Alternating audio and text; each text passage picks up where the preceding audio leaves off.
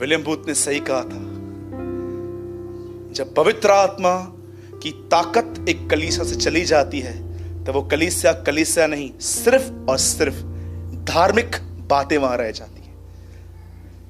सच कहा था उन्होंने। आपको चाहिए, आप एक किताब पढ़ के देखो, his name is William booth. शायद मैं मिस्टेक कर रहा हूं, पर हो सके अगर मैं मिस्टेक कर रहा हूं तो आप सर्च करना। 99% he is a founder of assembly of God church. जानते हो उन्होंने अपने किताब में क्या लिखा था? जब परमेश्वर की ताकत एक कलीसिया को छोड़ के चली जाएगी, उस कलीसिया के अंदर सिर्फ एक ही चीजें बचेंगी, धार्मिक क्रियाकलाप। क्या आप ये बिलीव कर सकते हैं, एक सुर में गाने वाला व्यक्ति भी कई बार खुदा के साथ जुड़ा हुआ नहीं रहता? मैंने देखा है। क्या आप बिलीव कर सकते हैं, एक ऐसा व्यक्ति जो हाथ रखने से लोग उसके गिर रहे हैं, पर उसका प्रभु के साथ कोई संबंध नहीं है? 7:21 में क्या लिखा है? दूर हो जाओ, क्योंकि एक समय था तुम मुझे जानते थे पर तुम पीछे हो गए, अब मैं तुम्हें नहीं जानता। ऐसा कुछ नहीं लिखा है। पढ़ के देखिए वहां पर क्या लिखा है। दूर हो जाओ, क्योंकि मैंने तुम्हें कभी नहीं जाना था, कभी भी नहीं। कई बार इंसान खुदा के साथ जुड़ा हुआ नहीं रहता है, उनको बस हाथ हिलाने की आदत है। आप देखो कई लोग, मैं किसका अपमान नहीं कर रहा हूं, मैं आपको सच्चाई बता रहा हूं। आप देखो कई लोग जब मीटिंग चालू होगी ना, प्रभु के साथ जुड़े हुए भी नहीं रहेंगे। हालेलुया हालेलुया हालेलुया हालेलुया, स्तुति स्तुति स्तुति स्तुति स्तुति। आदत पड़ गई है, रियलिटी नहीं है इसमें, आदत पड़ गई है बस मुझे बोलने की। आप ट्रस्ट कीजिए, मैं रिसेंटली एक चर्च में था, मैं उनको डांट रहा था, वो तालियां बजा रहे थे। मैंने उनको खड़े होकर कहा, मुझे समझ में नहीं आ रहा तुम तालियां क्यों बजा रहे हो। आदत पड़ गई है भाई, क्या करें, आदत पड़ गई है आमीन हालेलुया बोलने की, तालियां बजाने की आदत पड़ गई है, आदत पड़ गई है। क्या करें, रविवार को निकलना है, सवेरे आके यहां पर बैठना है, क्योंकि अब क्या हो गया है, ताकत अंदर से चली गई है। अब हम सिर्फ संसारिक और परंपरा को निभा रहे हैं। 90% मसीह लोग ऐसे हैं आज। मसीह से वास्ता नहीं है, सिद्धांतों का पीछा कर रहे हैं, दैट्स इट। उस पर्सन को नहीं जानते हैं। इसलिए जॉन वेस्ली ने कहा, they know hymns, they don't know him. वे गीतों को जानते हैं, पर जिसके लिए वो गीत गाते हैं वो उसको नहीं जानते। उसके बाद वो कहते हैं, they grow in church but not in Christ.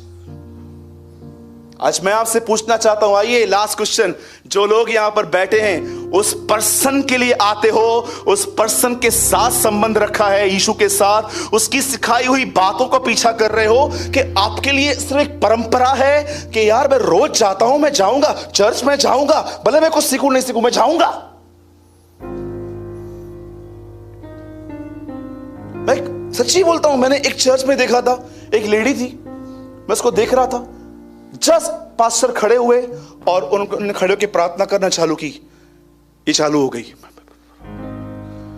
मैं सोच रहा था, प्रभु ये क्या हो रहा है, मैं समझना चाहता हूं ये क्या हो रहा है, ये सामर्थ है, ये क्या है।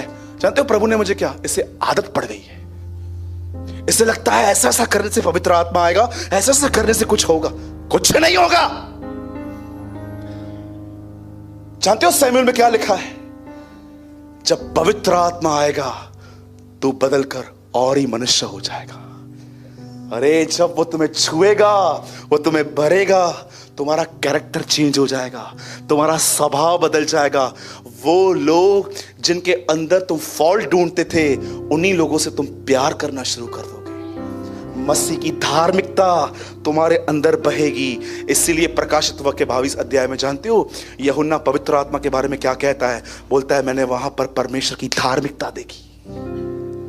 I see the righteousness of God. Wow. You know यीशु ने क्या कहा था, पानी के अंदर झुककर ऐसे, उसने क्या कहा था, जॉन हमें इसी तरह नीचे होके सारी धार्मिकता पूरी करना है। यीशु ने अपना नेचर दिखाया। और जानते हो यूहन्ना प्रकाशित वाक्य में क्या कहता है, मैंने वहां पर परमेश्वर की धार्मिकता देखी, क्राइस्ट का नेचर देखा मैंने। वाह।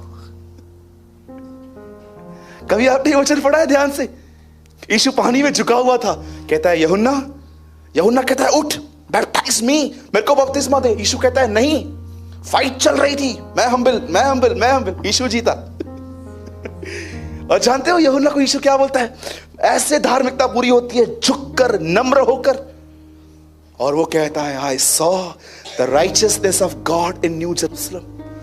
मैंने वहां पर एक धार्मिकता देखी, वहां पर लोग खुदा के नेचर में थे। अरे जब खुदा भरेगा ना, मैं आपको सच कहता हूं, बुराई से नफरत हो जाएगी आपको।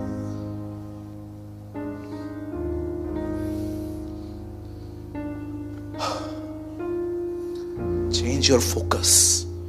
आज के बाद जब भी दुआ करो, पवित्र आत्मा से कहो मुझे टीच कर, मुझे कौन सी चीजें इग्नोर करनी है, किन चीजों पे मुझे ध्यान देना है, किस व्यक्ति से बात करनी है, किस व्यक्ति के साथ रहकर भी उसको अनसुना करना है, कौन सा बैड एग्जाम्पल है मसीह के अंदर, कौन सा गुड एग्जाम्पल है, मुझे टीच कर। सिर्फ बाइबल का नॉलेज मत रखो, किन चीजों की और देखना और न देखना है, इस चीज का भी प्रॉपर नॉलेज रखो। आप इतने हैप्पी रहोगे, आप इतने खुश रहोगे, आप इतने आनंदित रहोगे सिर्फ एक चीज की वजह से कि आप अब राइट फोकस करना सीख चुके हो।